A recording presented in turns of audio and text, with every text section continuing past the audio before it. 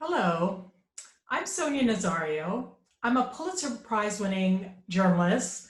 I write opinion pieces about immigration and refugees for the New York Times. I'm the author of the book Enrique's Journey about child migrants. To report it, I made the journey on top of Mexican freight trains for 3 months with children traveling alone from Central America to the United States. I'm also an activist for these children. I'm on the board of Kids in Need of Defense. Welcome, and thank you so much for being here. We're here to talk about child migrants in the context of this new documentary film, Paper Children. Every year, tens of thousands of children flee violence in Central America, and they come to the US to seek asylum, to seek safety. Last year, we had the largest number, 76,000 apprehended at our southern border. Many of these kids come alone with no parent by their side. The journey, it's never easy. And once these kids arrive, there are no guarantees that they'll actually be able to stay in the United States. The YouTube original film follows one family's struggle to build a better life in the US despite these overwhelming circumstances. So today we have this first-rate lineup of folks on the front lines of protecting immigrant families. The panelists come from all over Latin America. We promise to be nuanced and recognize that this is a polarizing issue where there are differing perspectives. First, let's tee up our conversation by watching a preview clip of the film together. And after the event, we'll share a link to the full film on YouTube so that you can watch it at your own pace. Today, we're going to afterwards chat with the filmmaker, Alexandra Codina. We're going to have a panel discussion with some of the country's leading experts on migrant children. And we're going to answer your questions, plus give you tips on how you can get involved on this issue. And for dessert, we're going to have this moving musical performance by Tito Rey. But before introducing our guests, here's the trailer of Paper Children. Salí de la casa de mi abuela, de Honduras. Pasamos 12 días viajando para poder llegar aquí a este país. Ese fue el día en que los encontramos con mis padres aquí en Estados Unidos.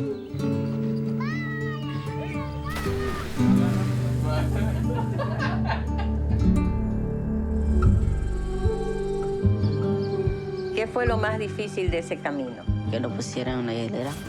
Le daba con machete y pa. A mí me daba miedo salir. Y nada más salía cuando estaban las luces del campo encendidas.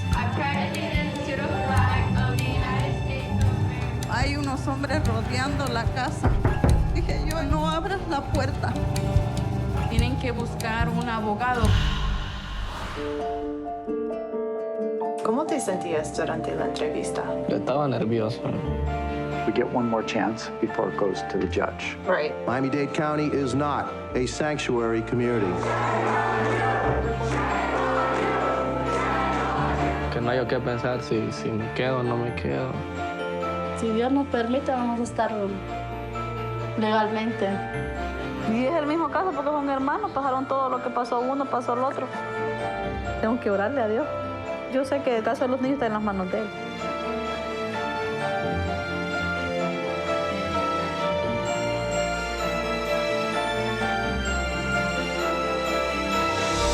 Anoche no paraba de llorar, ese niño no paraba de llorar. ¿Cómo regresar a Honduras? ¿A morir?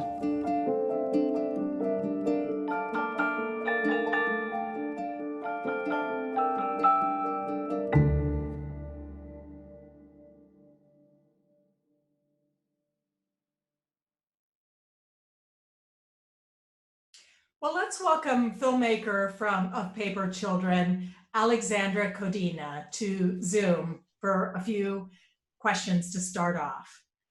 You know, Ali, often our best stories, the best stories that we tell, they're really deeply personal stories. Your dad came to the US when he was just 14 years old. He came alone. He came from Cuba as part of Operation Peter Pan, where 14,000 children were sent alone to the US by their parents to flee the new Castro regime there. Why did you decide to make this film? Why was it important to make this film now? You know, you had to spend years with this family. That's hard. You have to have a lot of fire in the belly to do that. So what was it that got your hair on fire that made you think, I have to tell this story? Well, we joke a lot in the documentary filmmaking industry that we have to be crazy to do the work that we do. So we're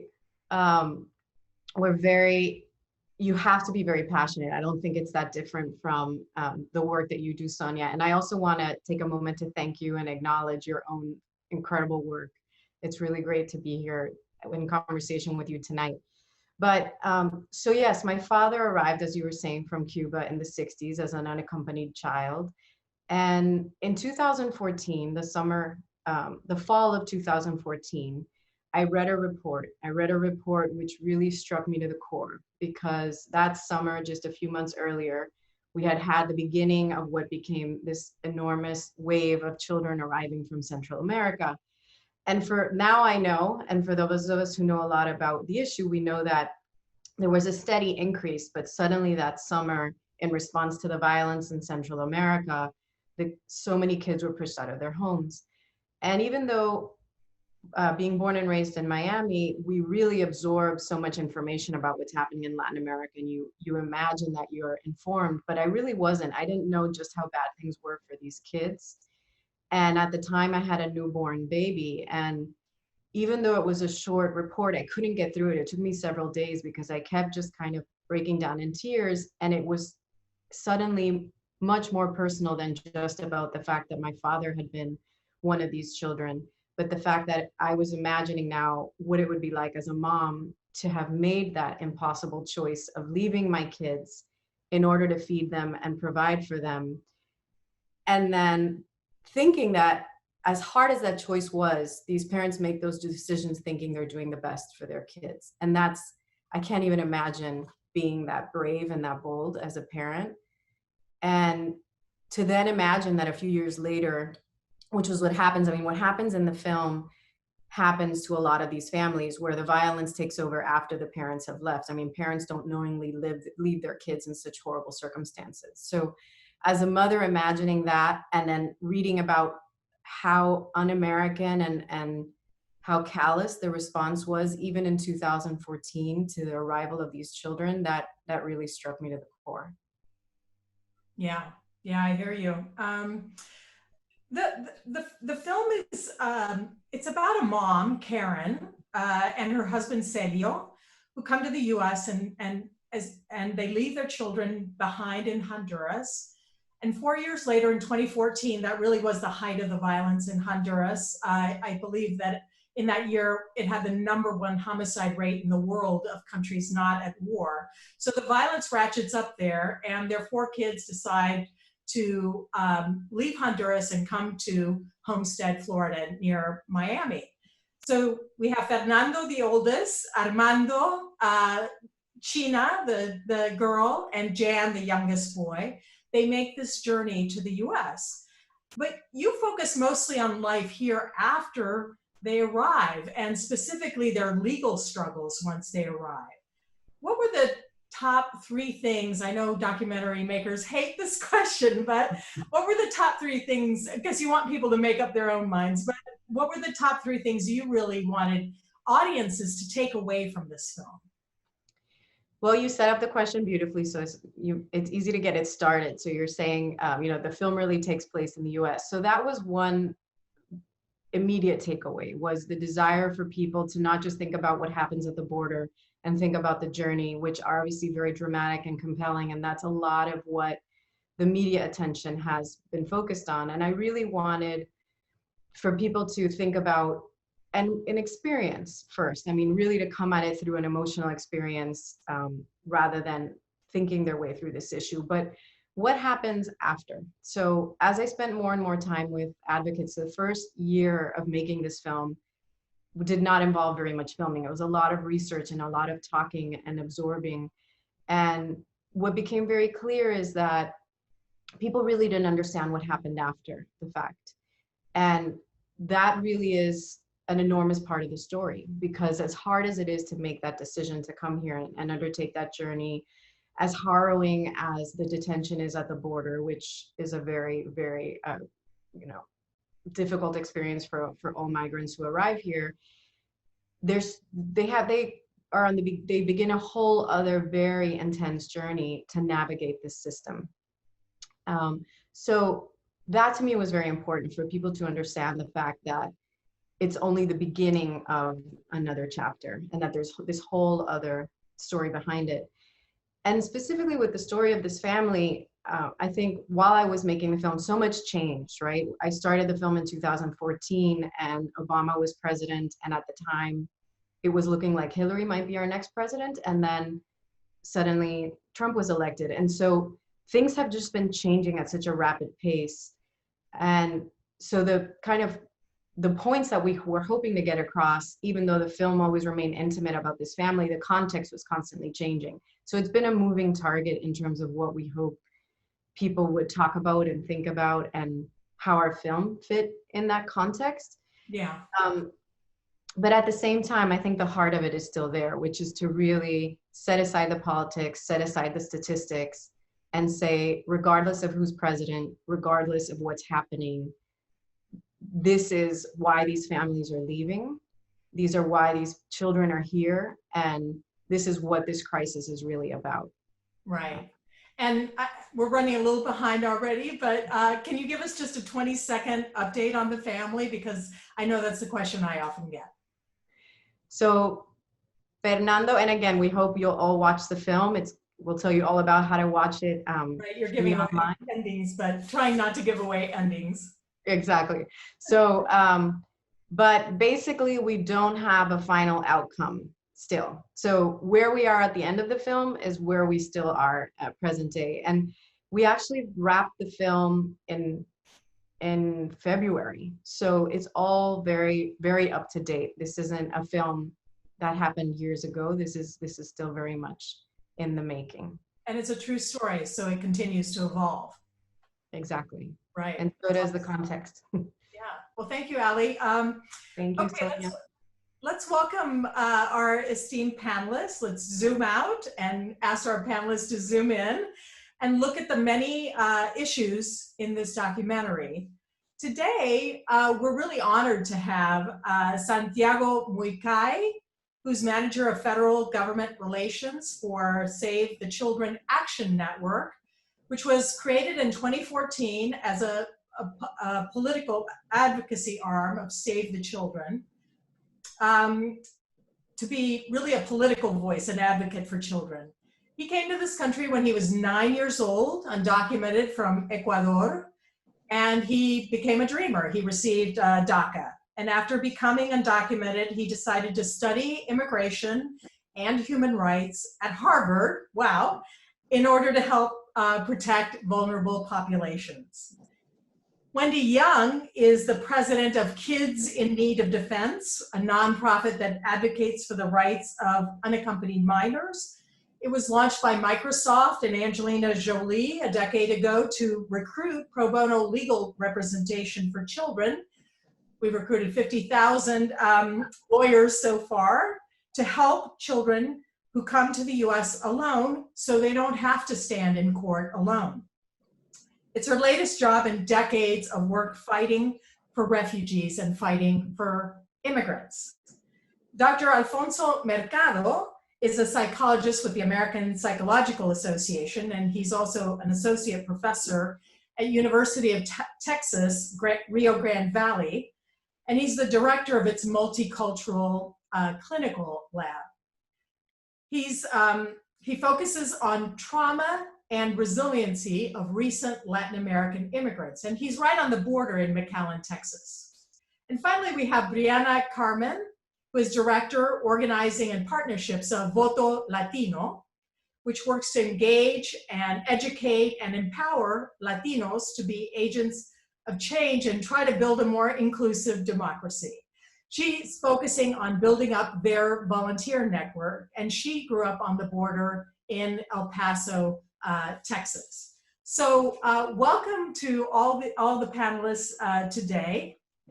I want to start with Santiago. I hope I can use first names.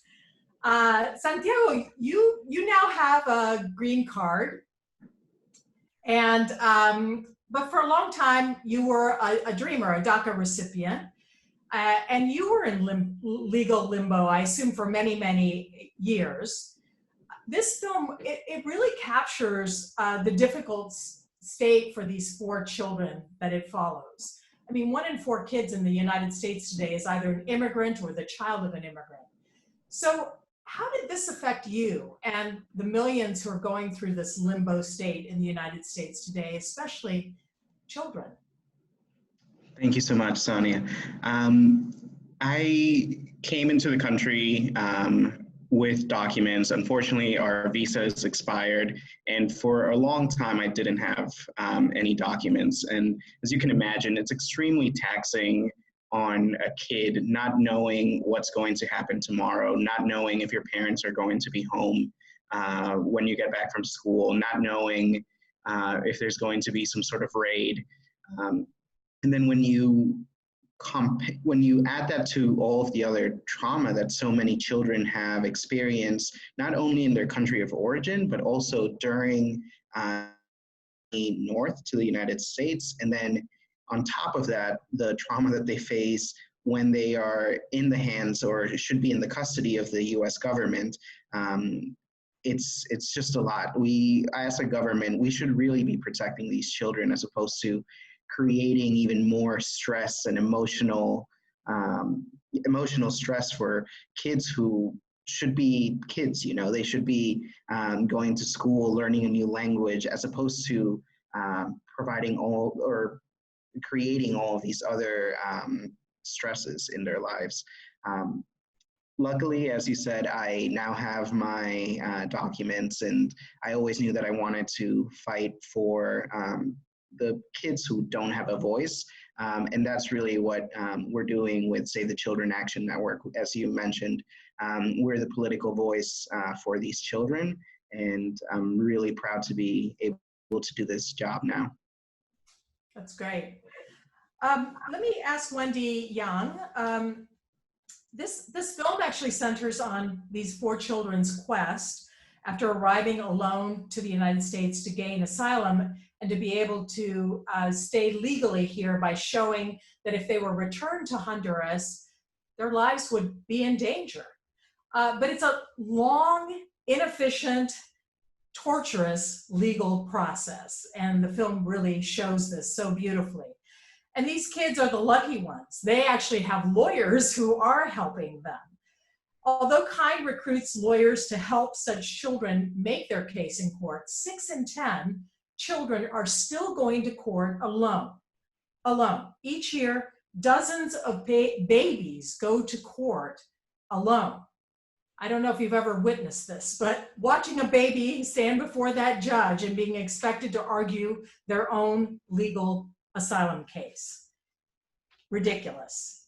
This film shows some of the craziness in our under-resourced immigration court system. There are nearly 500,000 cases now for minors that are backed up in that system. And the 4 kids in the documentary's families all face the exact same dangers, but they have 4 separate cases and separate judges. 3 of them get approved for asylum, and 1 of them, Fernando, the oldest, is denied. I asked myself, watching this, if 1 child is deemed worthy of protection, why are they not all deemed worthy? But Fernando is stoic. He holds his emotions in when he's in court. He's following what's been drilled into him in places like Honduras by the gangs that control these neighborhoods. If you talk, we will kill you. But that's bad training, unfortunately, when you're sitting in front of a judge. Performance really matters. Some judges deny every claim that they get for asylum, and some approve 80 to 90%. So it's Russian roulette based on who you get. We think of courts as these fair arbiters, but immigration courts under the Department of Justice have become deeply politicized, and it shows 71% of these asylum cases are now denied, and that's up from just 55% 4 years ago.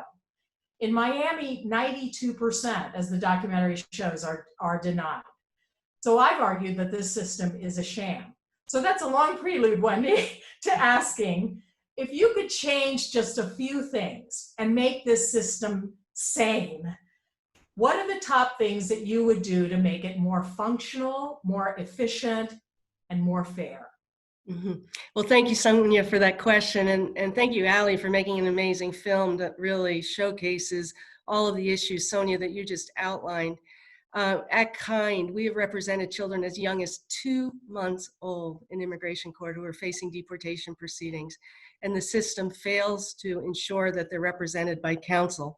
So imagine a 2-month-old being expected to prove that they have a, quote, well-founded fear of persecution in their home country and raise a defense against deportation.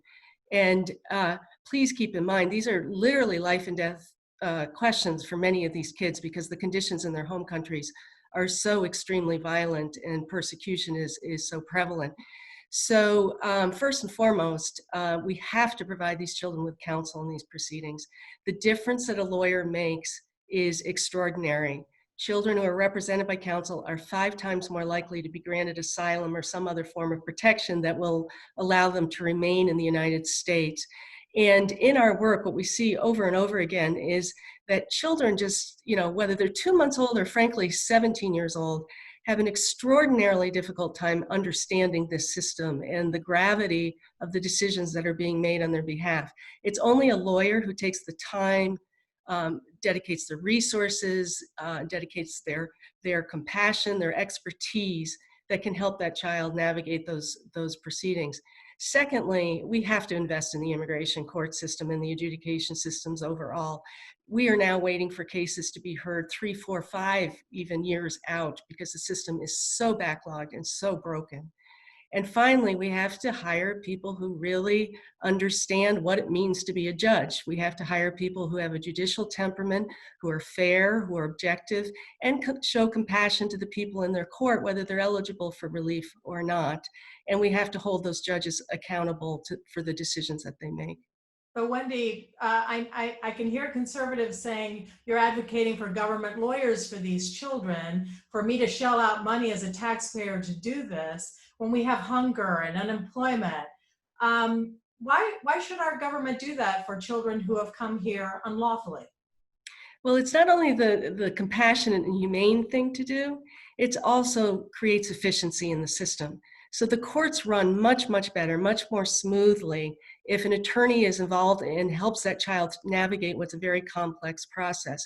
So it really is a win-win, whether you're looking at it through the perspective of a taxpayer or through the perspective of the child, or through the perspective of also just the reputation of the United States in this world as a country that stands up for human rights and demonstrates understanding and compassion for children. So it's the right thing to do, plus we save money. Exactly. Right. Dr. Alfonso Mercado, Physicians for Human Rights have called what's happened to kids at the border in terms of what we saw in 2018, being separated from their parents at the border. They've literally called it torture, what was inflicted on these children. But there are all sorts of other toxic stressors that these children face in their home countries before arriving to the United States. Doctors Without Borders has done a new study where they found that more than 2/3 of kids fleeing Honduras, El Salvador, Guatemala have had a family member murdered, kidnapped, or disappeared. 2/3. There's resentment towards parents for leaving them also in what has become these very dangerous circumstances. So you work with these kids every day in your clinic. Can you tell us what you've seen with these kids? Yes, of course. Thank you, Sonia, for a really great question. As a clinical psychologist doing clinical research with these families here on the Texas-Mexico border, and also doing clinical work with them, you're right. What you mentioned, what the Physicians of Human Rights study identified, or what their position is is torture-like symptoms. My team and my students here on the border, we've also done our own study identifying trauma and health among these families. And what you just stated, what the Northern Triangle countries are facing is real. We're seeing them real life in these children and the families that we see. In fact, the people that we sampled, over 70% of them experienced crime-related trauma. 50% of them had physical, sexual trauma. In the children that we work with, we saw alarming trauma symptoms. Trauma symptoms. Give me some examples. What are those kids? What do they show? What do they exhibit? What do you see? Well, the trauma symptoms that we're seeing, again, the majority of the children that we did come in contact with had acute trauma stress disorder. These were trauma symptoms that were live, whether it was children that were separated from their families that we saw in the clinical setting. These children were regressing. They became nonverbal, non-communicative. They were soiling themselves. They were withdrawn. They were not eating. We had, many referrals from these many different programs that work with this population, identifying these symptoms, and we're very concerned, and they were, noticing, Dr. Mercado, we might be dealing with an autism spectrum disorder, a psychotic disorder. 99.9% of the time, it was not a developmental or psychotic presentation. We were dealing with trauma. We were dealing with symptoms that we see when a child is abused. And that is what we're seeing in the clinical setting and what my research data also contributed, identifying, the significant trauma symptoms in these children. Right. Trauma inflicted, to be blunt, by our government. That is something that we did see. Unfortunately, the system doesn't have mental health services during the immigration processing proceedings, right? So my recommendations for trauma-informed care during this time, during family separations, unfortunately, didn't happen. There was recently a class action lawsuit, JP versus Barr, which a federal judge approved and was successful, which now makes it, legal mandate to offer these mental health screenings to these children. Of course, they're appealing it. Current administration is appealing it, but hopefully that will, start very soon. Right. Let me go next to Brianna Carmen, who's in the hot seat now as we're facing an election. There are currently 32 million eligible Latinx voters in the United States, 15 million of whom are unregistered, 15 out of 32. In 2020, for the first time ever, Latinx voters will comprise the second largest voting bloc of the American electorate after whites, and they're a larger group than African Americans. So given what's happened to issues that Latinx care about deeply, employment, healthcare, immigration, do you think that they will wake up and register and go and vote? I think for 30 years I've been writing, Latinos are the sleeping giant. They will awaken and they will go to the polls and they will vote, but they largely have not. They seem to also have been ignored. Watching the first night of the Democratic convention, this is something that Julian Castro was noting.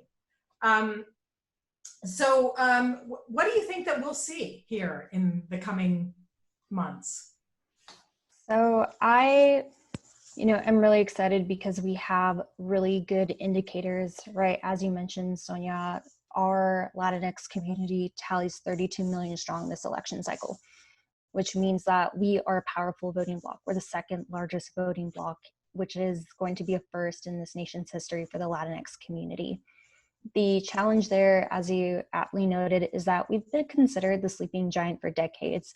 I remember doing research on, Bush's campaigns back in the early 2000s, and there was talk even then about the Latinx community being able to enact monumental change if they realize their voting power. And I think we are going to be walking into a really interesting opportunity come election day this year, November 3rd, where the Latinx community can realize its power, where we can really engage and make our voices heard around these issues that impact us, where, you know, immigration is a top 5 issue for our community because we feel so strongly tied to it.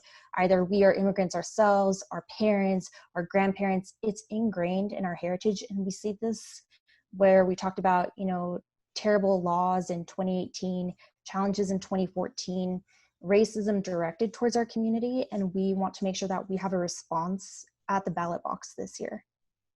Right, but we, just to push back a little bit, we just saw an NBC Wall Street Journal poll that 31% of Latinos are saying that they will vote for President Trump. Can you clue us in a bit on that, given what we've seen on immigration? Definitely. So again, the way that I see politics is that your politics is the result of your experiences. So if we're taking Florida, for example, you have a large Cuban population. I know Alexandra mentioned that her father was able to come to this country through Operation Pedro Pan. We also had the wet foot, dry foot policy, where individuals were able to come through and emigrate to the United States in a more open system, where currently, if you're from, you know, a country like Honduras, El Salvador, and Guatemala, you face a different immigration system than we saw, you know, 10, 15 years ago. The wet foot dry policy ended under Obama in 2017, and that preferential treatment that was shown towards, you know, Cuban Americans, that really was a really great example of what a immigration program could look like, that was, you know, not resulting in the torture that we're seeing or the, you know, abusive system that impacts young children currently.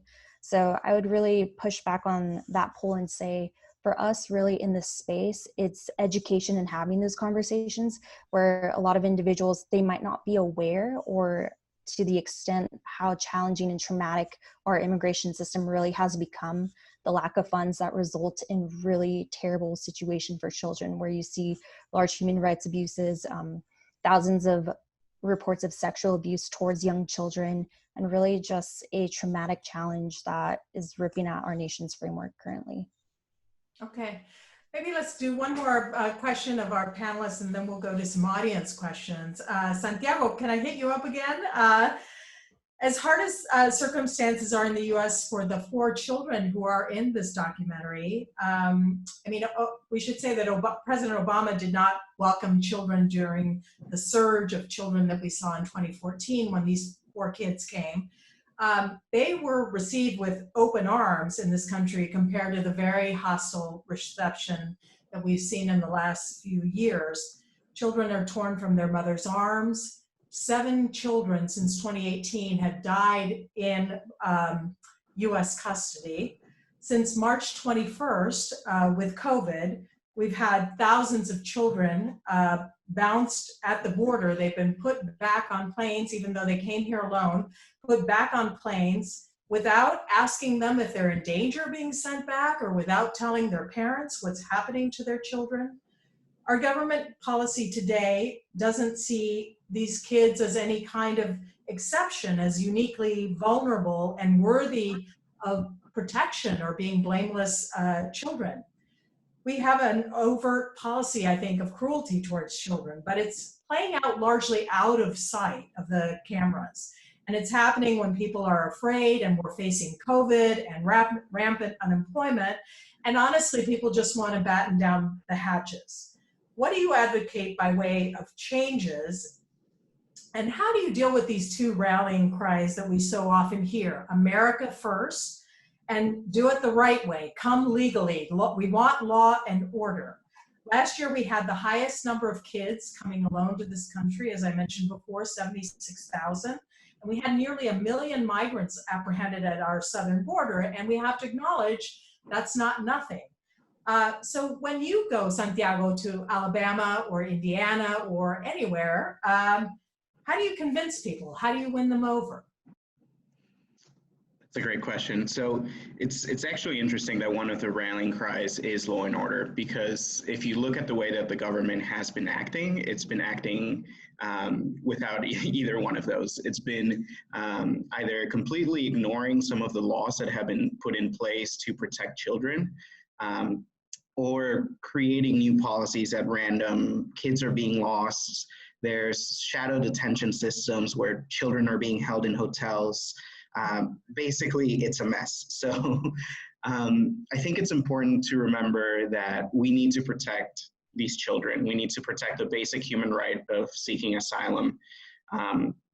And what's also interesting is that a lot of people in this country tend to think of immigration as something that only affects a couple of states, southern states like Texas or Arizona.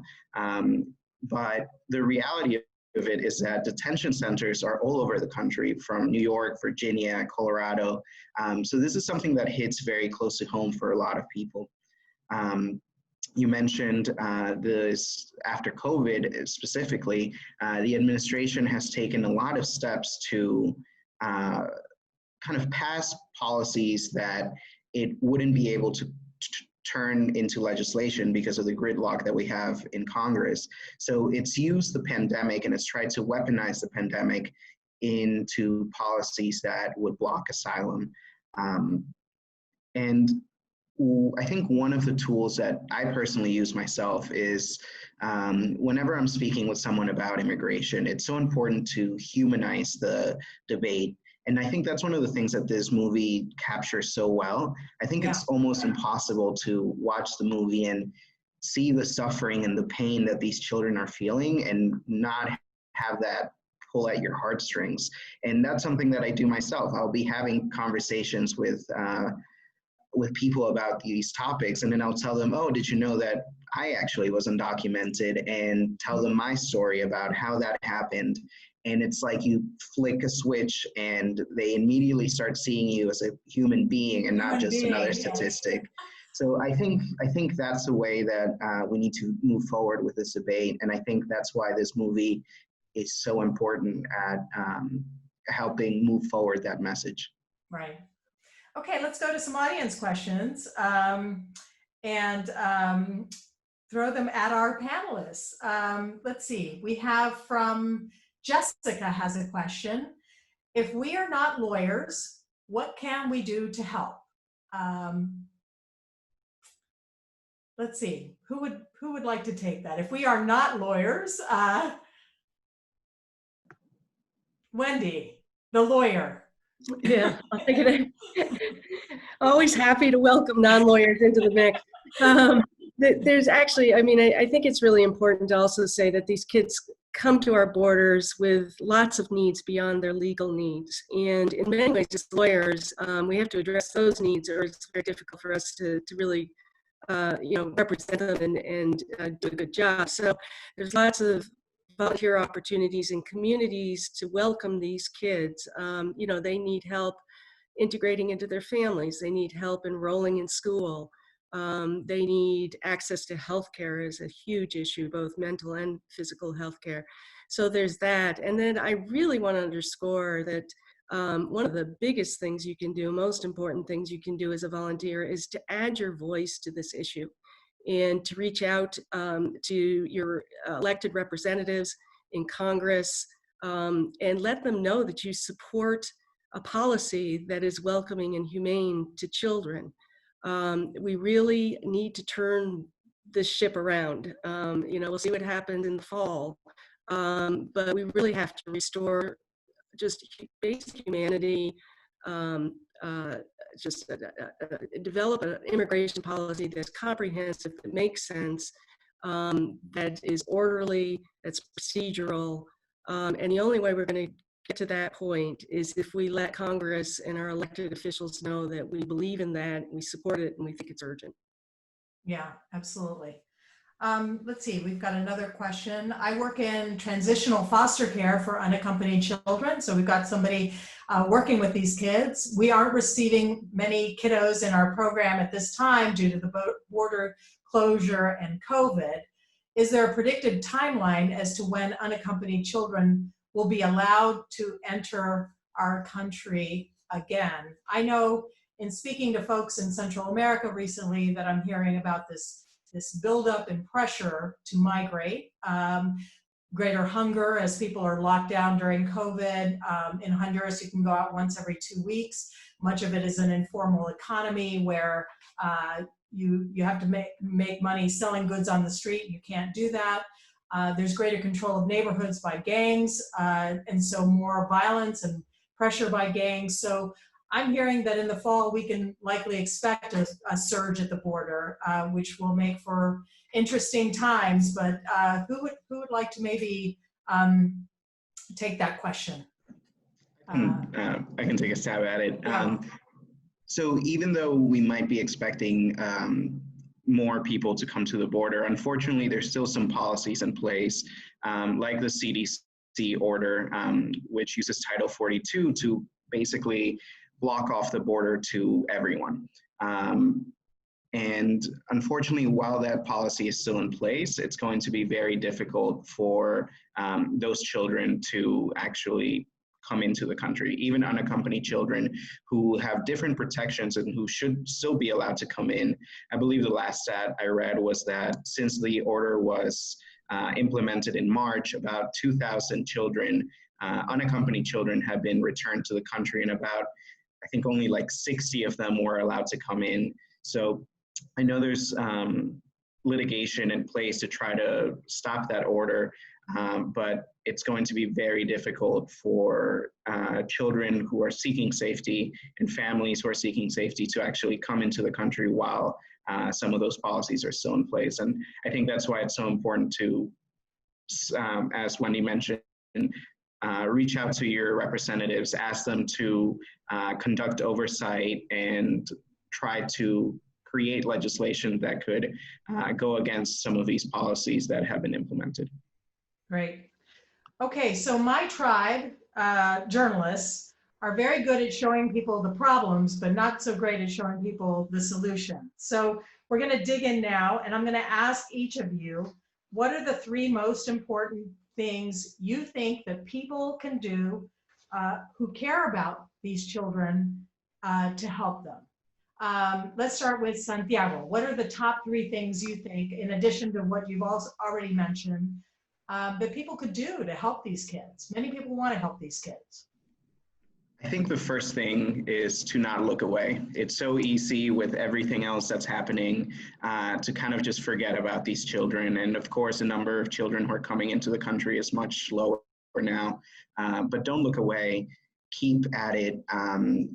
Post on social media about it, reach out to your representatives, and if you can, donate to organizations that are providing services to these children, like Save the Children Action Network, some of the local organizations down at the border who are providing direct services. So there's lots of ways to contribute, but I think the key is to not look away and not forget that this is a crisis that unfortunately we've created, but we also have the power to solve.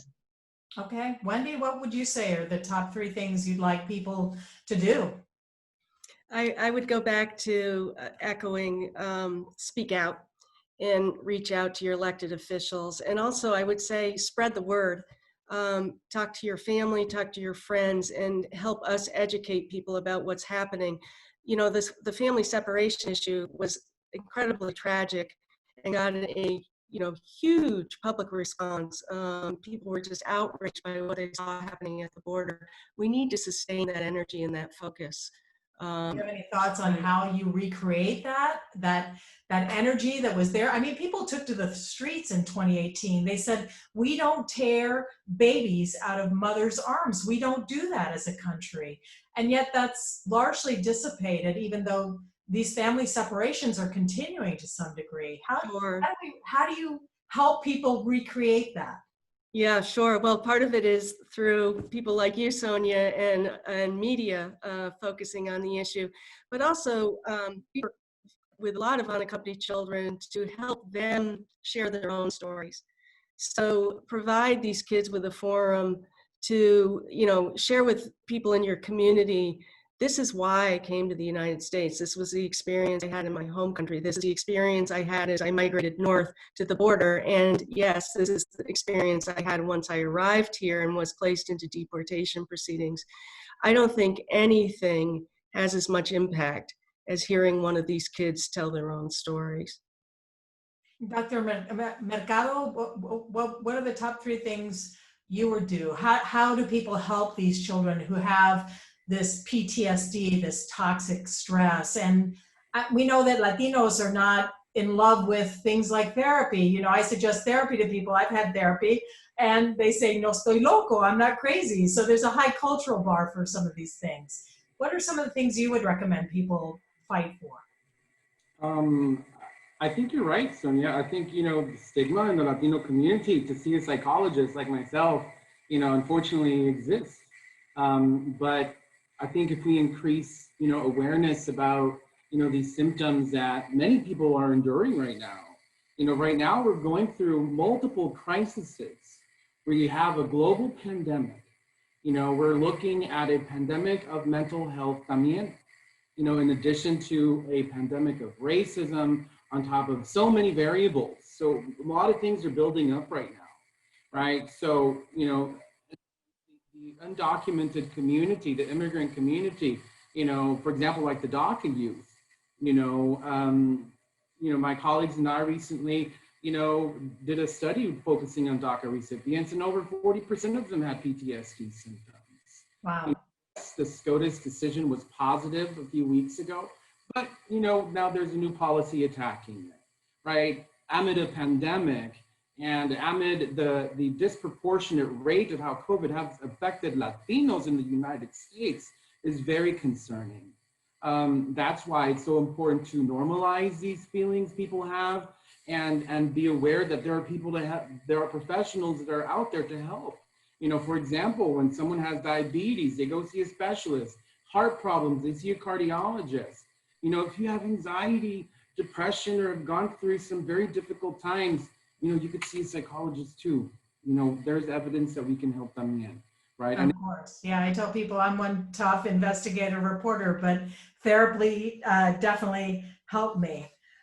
So I want to refer the audience to paperchildren.doc.com to help you take some of the actions mentioned today and other actions that have been suggested by others.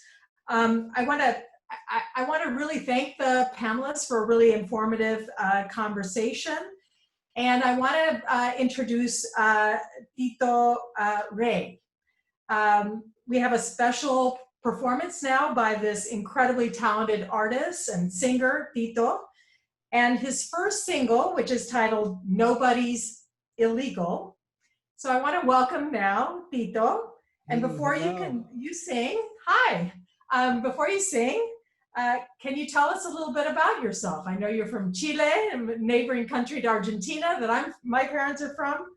Yes. Take it away, Tito. All right, so yeah, my name is Tito Rey. I'm from Chile, South America.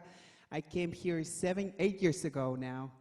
And long story short, I'm an immigrant too. I was undocumented for some time, and I make music. I'm a songwriter. I decided my first single to be Nobody's Illegal, and I hope you like it, okay? Here I go.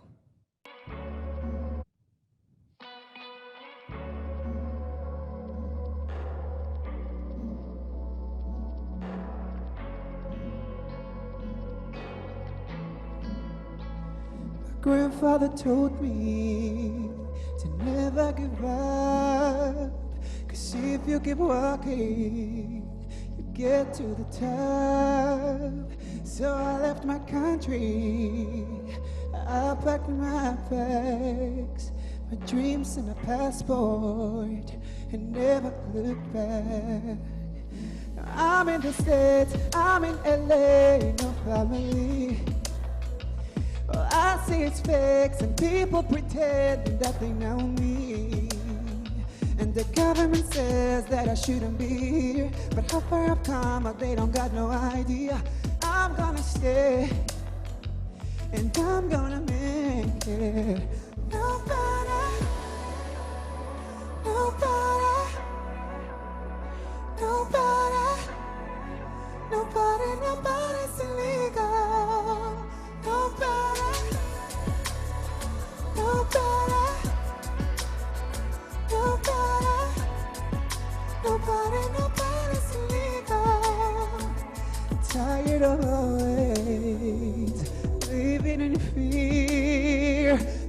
day they'll find me, and then I'll disappear. So I live in silence with my hope and my dreams that one day I'll make it, have my family near. But the government says that I shouldn't be here. But how far I've come, they don't got no idea. I'm gonna stay, I'm gonna make it. Nobody, nobody, nobody, nobody, nobody's illegal. Nobody, nobody, nobody, nobody, nobody's illegal. Nobody, nobody, no, nobody, nobody's illegal. Nobody, nobody, no.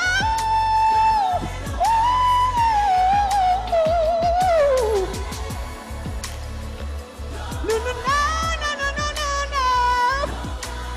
Woo! Nobody, nobody's illegal. Nobody, no. Nobody, nobody's illegal.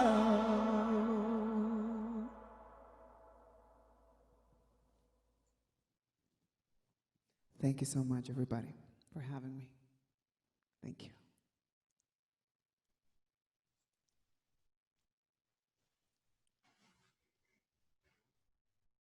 Thank you, Tito, for this beautiful, soulful performance.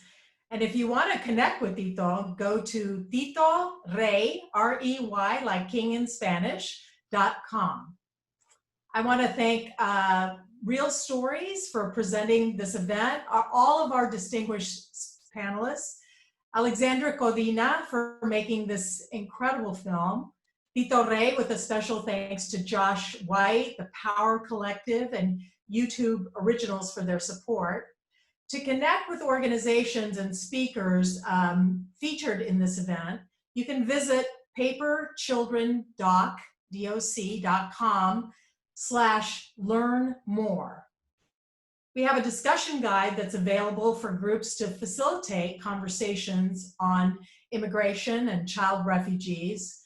The full film is available to watch worldwide on YouTube, and you can watch the film at youtube.com/realstories. Thank you for coming.